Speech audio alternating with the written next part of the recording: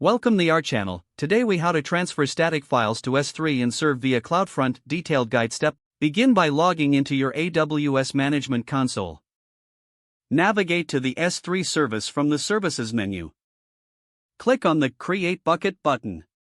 Choose a unique name for your bucket. Select the region closest to your target audience. Make sure to uncheck the Block All Public Access option if your files need to be publicly accessible. Click Create Bucket to finalize the creation. Once your bucket is created, click on the bucket name to open it. In the bucket interface, select the Upload button. Drag and drop your static files into the Upload window or click Add Files to select them manually. Click Upload to start transferring files to S3.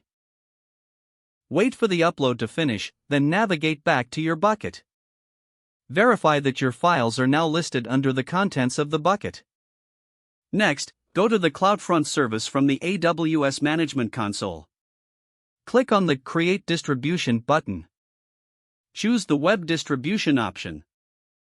For the origin domain name, select your S3 bucket from the drop-down menu. Enable Restrict Bucket Access if you want to control access through CloudFront. Configure other settings such as default cache behavior according to your needs. Decide whether to enable HTTPS by selecting your preferred SSL option. Click Create Distribution and wait for the distribution status to change to deployed.